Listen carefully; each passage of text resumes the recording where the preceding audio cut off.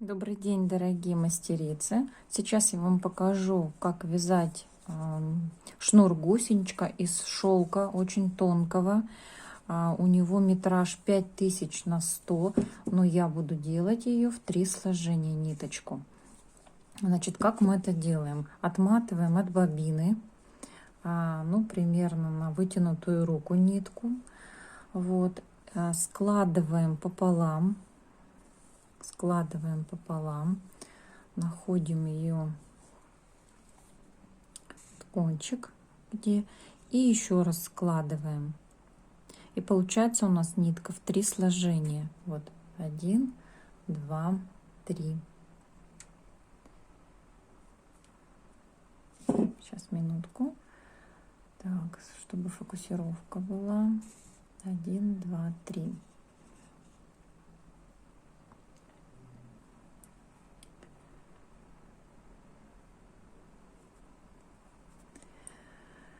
Вот она получилась у нас в 3 сложения. И еще раз мы ее с бобинки отматываем. Вот я отматываю с бобинки. В кадр не вмещается процесс отматывания. Но когда мы вязанием дойдем до момента, вот смотрите, у нас петля остается, и дальше ниточка, которая идет с бобинки, да, мы в этот момент подходим вязанием к этому завершению и формируем дальше продолжение нашей ниточки. То есть мы в эту петлю вытягиваем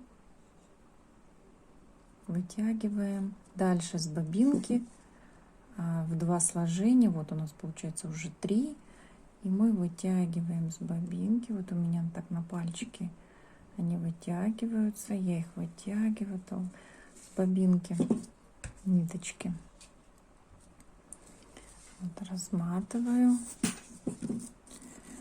Сейчас я вам показываю такое вот медленно, аккуратно, а на самом деле это все быстро происходит.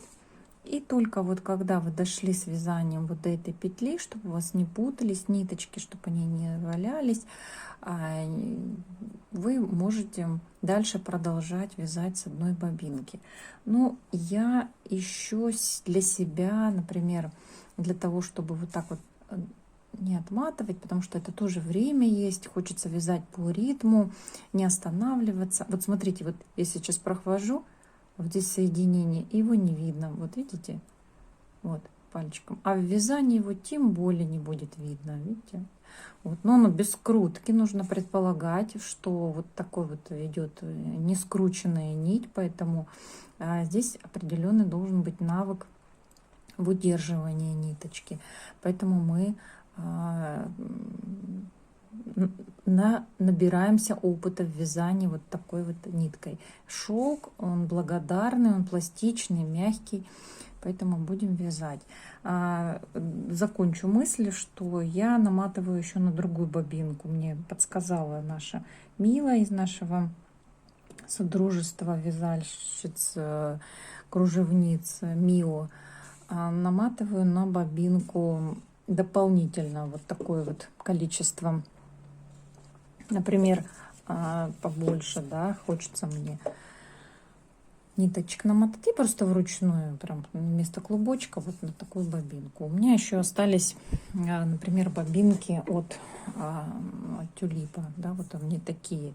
Также могу так вот начать намотать и себе вот, скажем так, упростить процесс ниточек. Но иногда вот когда мы, да, вот здесь вот соединение делаем, нитки могут немножко играть, да, в длине, и поэтому вот здесь может быть соединение неровное в петле, вот, то есть такая вот петелька быть из ниточки, неравномерность вот так вот в нашем клубочке, и это не очень удобно, поэтому сразу вот из бобинки я формирую 3 петли. Вот, это пример я вам показала, как говорится, небольшая полезность. Но сейчас перейдем к выбору крючка для нашей ниточки. Так как у нас толщина нитки 5000 на 100, то я ее сложила в 3 ниточки, и мне нужно сейчас узнать, какая же моя рабочая толщина. 5000 разделить на 3, получаем там 1, 6, 6, 6 чем-то. Ну, я округлила 1,7. 1700 на 100. Ну, проверяем калькулятором, если у вас под рукой. 5000 разделить на 3, получаем, вот она цифра, что требовалось подтвердить, ну, там, и рабочая толщина такая. Какой мы крючок берем? Я сейчас вот сделала выборку своих крючков самых тонких от 0,45 до 0,6.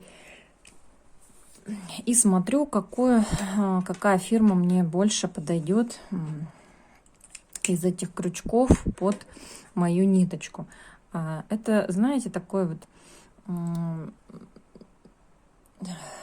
скажем так, вот на сегодня, вот сейчас я провожу присоединение, чтобы нитка и крючок подружились. То есть я их, не знаю, мне такое хочется сказать, я их свожу вместе, да, потому что нитка сама по себе, крючки сами по себе, металл сам по себе, ручки сами по себе. И сейчас я их хочу подружить друг с дружкой. И вот такую дружбу мне больше хочется определить по выбору. И чем больше выбор крючков, тем мне будет легче, да? Я постоянно вяжу своим крючком из тонких крючков 0,55. Почему? Потому что здесь головка, тюлип, вот тюлип японский, потому что здесь головка такая не скрипящая, она очень легко скользит, и я к нему как-то вот он мне подходит. Вот если видите вот на ноготочке, как она смотрится, эта головочка, да, ну, тонюсенькая. Откладываю, так как я к нему привыкла, я его откладываю в сторону для того, чтобы себя, ну, для себя все. Вот это мой был выбор, я его откладываю. Соглашусь я с ним или нет. Теперь я попробую связать, вернее, взять еще тоньше крючок 0,45 и попробовать водить по ниточке. Вот, слушайте. Сейчас я фокусировку сделаю.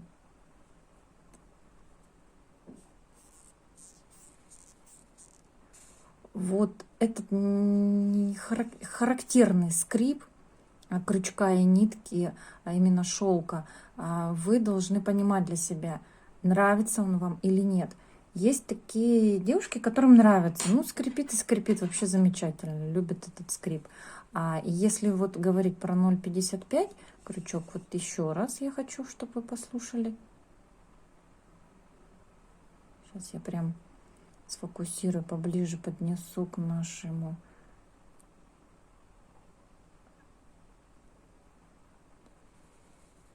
Нет, он не скрипит. Вот мне нравятся не скрипучие, чтобы звука не было, потому что у меня идет мой процесс вязальный. Значит, я свою толщину, хотя подходит и тот, и другой. Вот если смотреть, вот брать стартовую петлю для этой ниточки. Да, начало всегда будет вот такое. Посмотрите, видите, что происходит, да? То есть я с ним их дружу вместе, я их свожу, нитку и крючок. И вот так вот пытаюсь Вот у меня уже этот скрип, он мне уже не нравится, несмотря на то, что подходит толщина. Вот, это вот при выборе крючка, видите, идет все хорошо. Можно послабже, потуже вести наше вязание, хотя кружево только туго мы будем вязать, только туго. Вот цепочка вот идет сейчас хорошо уже, но и головка хорошо направляется, головка крючка, потому что некоторые производители головку крючка разворачивают, и иногда соскакивает наш крючок. Так, вот. Пока из-за скрипа я его убираю вот в отложенные, да, крючки. Хочу попробовать еще вот кловер. Кловер 0,6, но у него головка очень тонкая. Ну, как бы, если сравнивать производителей, то 0,6 равняется 0,5. Я хочу вот пока 0,5 под эту толщину. Да, идет легко, хорошо. Вот, не скрипит, все равномерно. Но я привыкла, чтобы у меня вот эта ручка, вот эта толщина, она была невесомая, и ее было незаметно. Если у вас пальчики широкие, хочется, чтобы вот эта кисть работала и хорошо лежал, крючок не терялся, да, в пальчиках, в ладони, то у кого есть кловер, пожалуйста, кловером вяжите. Так, чуть-чуть опять откладываю только из-за того, что у меня широкая ручка и мне вот неудобно. У меня еще есть крючок германский 0,5. Я видела у девочек, у вас тоже фотографию показывали этого крючка. И попробую вот прям вот, чтобы у меня было 0,5 вязался. Все прекрасно вяжется, не скрипит. Вот, прям такая идет цепочка аккуратная. Так, минутку, сейчас я... Вот, прям потуже можно ее, очень туго, чтобы не было просвета у нас.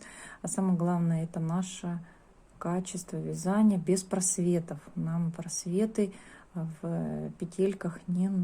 Это считается рыхлое вязание, и оно неаккуратно. Видите, я вот начала, дальше уже у меня ритм меняется, и цепочка, соответственно, от того, какие у нас крючки, и меняется сама цепочка.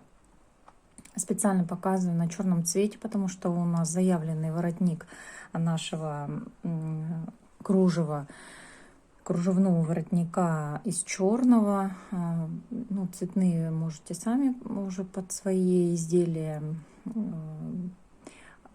вязать, но показываю из черного цвета, так как черный цвет очень сложный и требует очень тщательного внимания. Так, вот еще у меня 0,45 есть крючок. Я его также попробую, он ближе к 0,5. Так, вот, так, значит, у него головка сюда лежит. Попробую. Он подскрипывает. Вот этот партия приходила, купила я. Немножечко тут был головки подзолотистые, ну, под золото. Они так тоже Япония, тоже тюлип, но подскрипывали.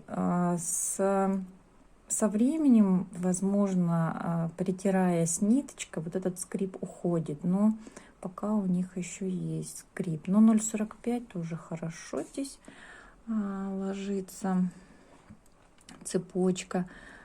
Просветы, вот все равно есть просветы, вот я их вижу, меня они начинают беспокоить, то есть я понимаю, что тоже нужно вязать. Смотрите, как я могу просветы убрать, даже если вот проходит, да, вот она петелька, и что дальше я делаю? Я натягиваю, вот прям натягиваю, и все, и у меня вот эта петелечка, она прям затянулась, как затянулась, туго затянулась. И опять я подтянула. И смотрите, я опять подтянула. Но сейчас я вот еще раз на пальчике вам покажу, чтобы вот я крючок немножко к себе направляю, и тогда затягивается потуже. То есть я не вытягиваю петлю вверх и дальше. Вот видите, вот все рыхло, большая она получается. А я ее вот, мало того, что я пальчиками подтянула здесь вот, да, натяжением нити, я еще ее и вот крючком подтянула, держа ниточку туго. Не забываем, что у нас обвивание должно быть мизинчика, это дополнительное натяжение. Складываем ниточку в пальчики безымянный. Так, средний палец, на указательный палец ниточка укладывается, изделие укладывается на указательный, прихватывается большим, и у нас наша ладонь правая является поддержкой. Ну, во-первых, мы крючок держим, а этими пальчиками большим и безымянным мы поддерживаем вот здесь этот пальчик и контролируем. Иногда вот этот убираем безымянный, и только лежит большой средний палец на указательном, только для того, чтобы у нас фиксировано все было. Вот такой вот у нас получился механизм, понимаете, вот она, вязальная машина у нас. Вот так, значит, мы продолжаем к 0,45. Да, 0,45, да, я его сюда также к своим крючкам положу. Еще есть крючок гамма 0,5. Ну, так, я уже начала это недовольничать, потому что у этого крючка неудобно все. Неудобно все, вплоть до того, как сделана сама головка. Она цепляет, во-первых, скрип, во-вторых, цепляет за все. И если вдруг у вас хорошего, ну, так, потому что партия от партии отличается. Ну, видите, вот она вот как бы так подтягивает. Если вдруг у вас партия хорошая, слава богу, и вяжите, привыкли, вяжите. Но мне вот эта часть, вот здесь вот что-то, какие-то цепляшки, и вот эта часть слишком короткая, именно тонкая. Вот здесь тонкая часть, она подлиннее и дает возможность, вот она кажется вот вроде незаметно, да, вроде бы все равномерно, но чуть-чуть видно, что у крючка удлиненная тонкая часть, вот именно тонкая часть вот сюда вот подлиннее идет. И когда идет захват, вот сюда вот захват, то легко он захватывается, по тонко идет. А когда на толщине, сразу на увеличение, вот там такой острие увеличивает, то цепляние идет. Так, и 0,4. Сейчас попробуем 0,4 на такую толщину. Вот он 0,4. Так, фокусируем наш визуальный образ. Так, камера. Не спеша, вот сняли петельку, лучше ее вытяните, потом аккуратненько оденьте крючок, не спешите. Здесь вообще спешка, это все. Это не качество называется. Так, захватываем, закрепляемся пальчиками. Все так вот мы аккуратненько. Видите, пальчик мой средний помогает, и безымянный вот помогает. И все, и попробуем мы связать. Опять, что я чувствую? Я чувствую скрип. Слышите, да? Который меня не нравится он. Это мое личное, может вам понравится. Так, все сюда. И хотя и туговато идет головка в вязании. То есть почему? Потому что она либо такая великоватая, либо она вот еще не подходит под эту толщину ниточки. То есть, хотя можно ею вязать, можно. Вот видите, но ритм будет очень медленный. И я про себя. Вот с этим крючком для меня ритм будет медленный. Нет, я не хочу им вязать. Я лучше возьму другой, вот потолще, но у меня будет качественней и ритм будет равномерный. От ритма у нас будет зависеть ровность. Вот.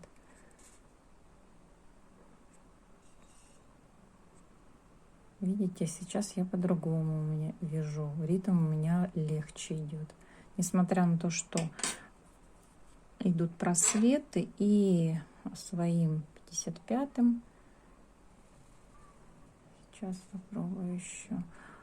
Ну, он толще, конечно, но я подтягиваю. Так, нет, 55 вообще здесь не подходит. Вот, видите как? Все, это убрали. И вот сейчас попробую этот, чтобы сохранить уже основательно.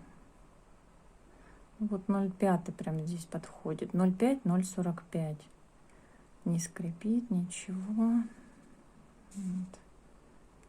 Прекрасно. Все, мне это нравится. Так, я попробовала сейчас вязать просто цепочку. Это были просто пробники, образцы, потому что вот вы спрашиваете, как подобрать. А вот только так, никак по-другому.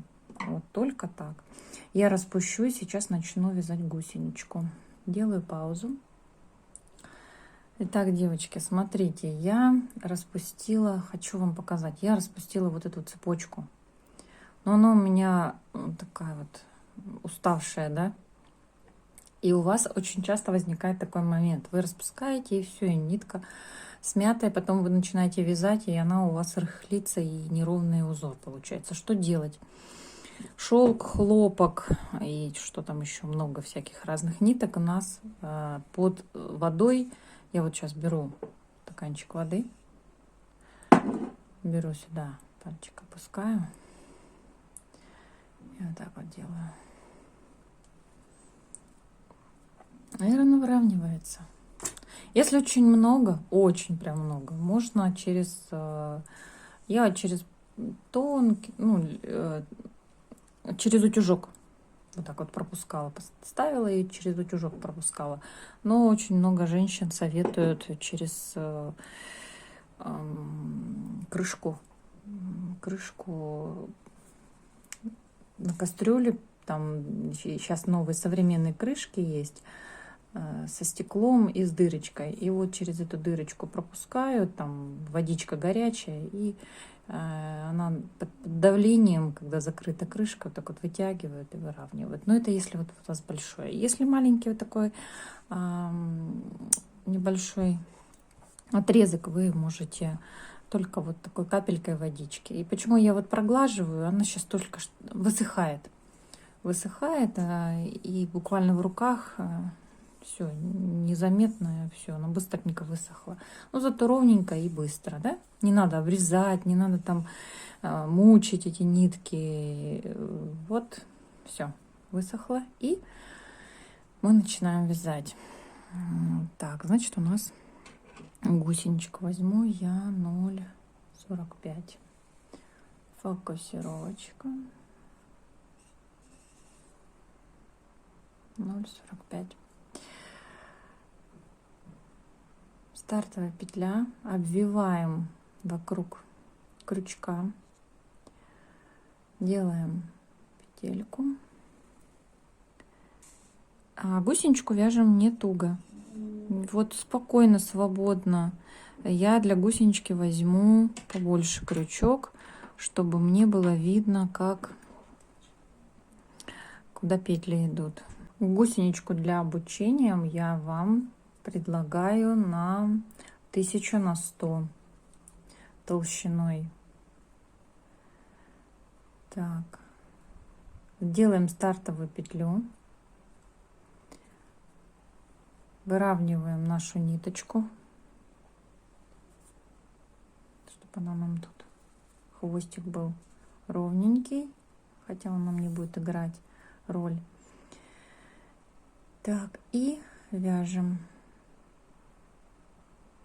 2 воздушные петли. В первую воздушную петлю вяжем столбик без накида, поворачиваем наши изделия и ввязываемся в изнаночную сторону столбика без накида.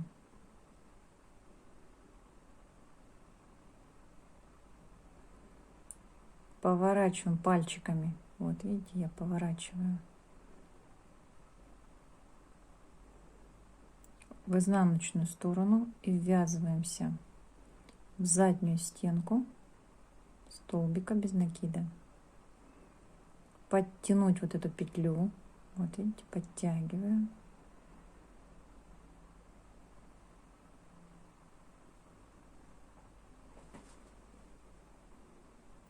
И ввязываюсь, провязываю, поворачиваю, заднюю петлю, полупетлю столбика без накида ввязываемся и провязываем еще раз, ввязываемся и провязываем. Еще раз, видите, поворачиваю пальчиком.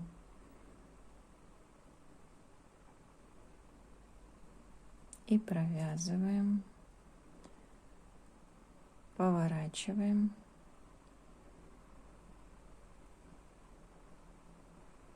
И провязываем.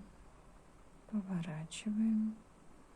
Помогаем. Видите, я прям накаточком помогаю. И провязываем.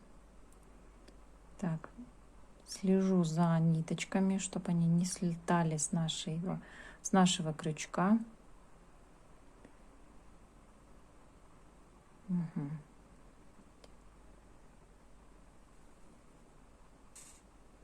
Я вяжу на камеру, и у меня очень удалены руки и изделия от моих глаз. Я смотрю через камеру, поэтому я думаю, что когда вы будете вязать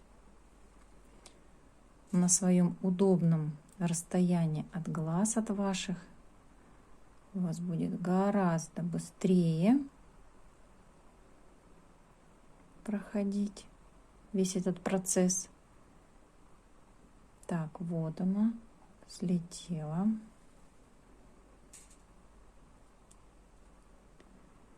Перевязываем. Никогда не оставляем некачественные петельки. И так смотрим. Вай. Вот смотрите, вот она началась, да, уже вот на уровне вот этого, вот этих петелек уже более-менее ровно. Но мне начало не нравится. Распускаю. И это имеет место быть. Вот видите. Все, я подготовила стаканчик. Чуть-чуть капелечку воды. Высыхает сейчас. Сейчас высохнет. Буквально 2-3 минуты. И еще раз сначала. Я поменяла крючок. Я взяла свой удобный крючок. Направление света. Делаем стартовую петлю. Затягиваем. Вот у меня пошла, видите, пальчиком. Угу, затянула. Хватила ближе. Сделала 1, 2. Но я своим удобным крючком вяжу. Я поделаю послабже. первую петельку, воздушную петельку, ввязываю столбик без накида,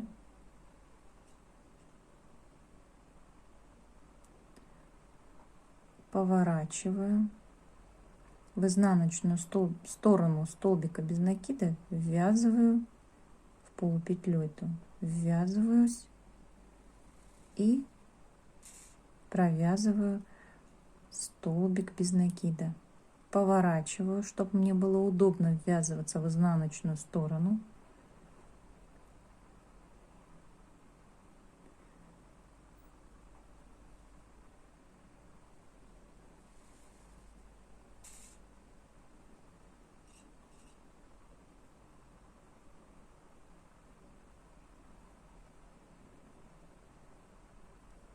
поворачиваю еще раз,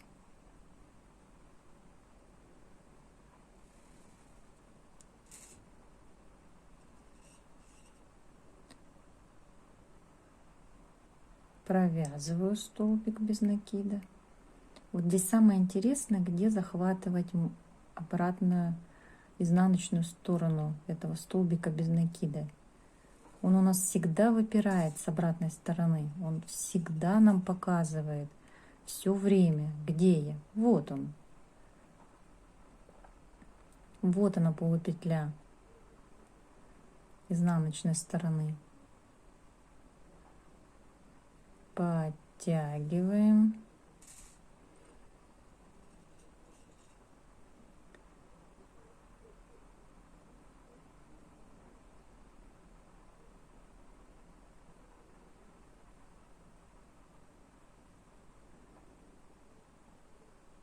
Поворачиваем. Опять повернули, и вот она, видите? Вот она. Изнаночная сторона столбика без накида. И опять вот она.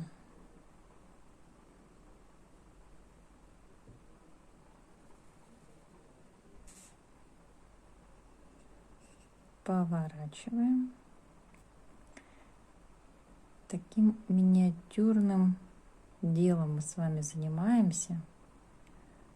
Вяжем очень красивое кружевное изделие. Если вы будете вязать эту гусеничку крупными нитками, она у вас тоже будет красивая. Почему она называется двухгранная? Здесь две грани. Вот когда мы смотрим вот так, она как плоская. Потом сюда поворачиваем, она прям на нас смотрит. И первая грань, и вторая грань в двух плоскостях.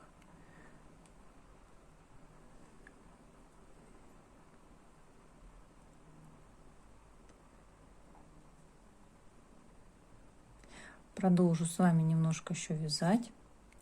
Сейчас она уже начинает у нас быть равномерная, симпатичная, потому что начало у нас тут ритма нет, петли болтаются.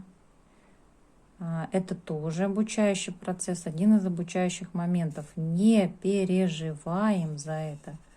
Если вам начало не нравится, вот делаем так, как я. Распускаем и еще раз уже с навыком ваших пальчиков, натяжение нитей, натяжение петли. Все, начинаем сначала. Ну да, вот она йога для нашего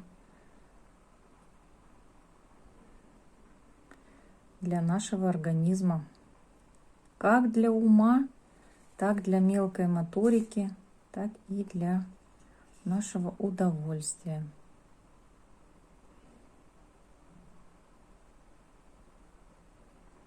Видите, вот она петелечка, ее прям видно. Шелком легко вязать, он мягкий, хлопком легко вязать. Он тоже скользящий, мягкий. Вот.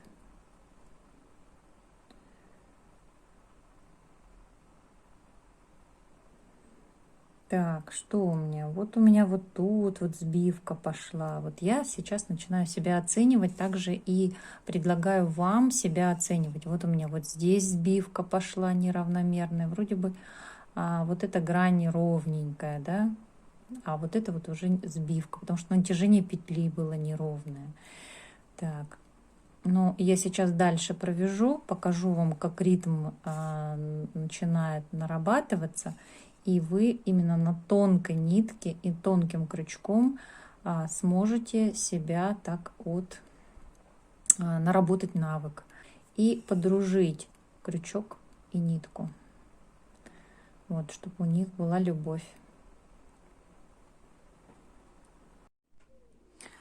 Вот была закончена наша гусеничка крючком 0,6 и 0,55. А почему я два этих крючка взяла? Потому что они мне помогли в завершении. Вот этот крючок у меня с хорошей остренькой головкой. Мне это нравится. И он помог мне завершить вязание лучше гусенички. А вот в этом крючке головка более закругленная. И он у нас подойдет для других мотивов. Вот такой толщиной гусеничку хорошо мне было вязать крючком 0,55, у вас будет 0,5, и возможно это хорошая толщина для нитки 1000 на 100, тоже шелк.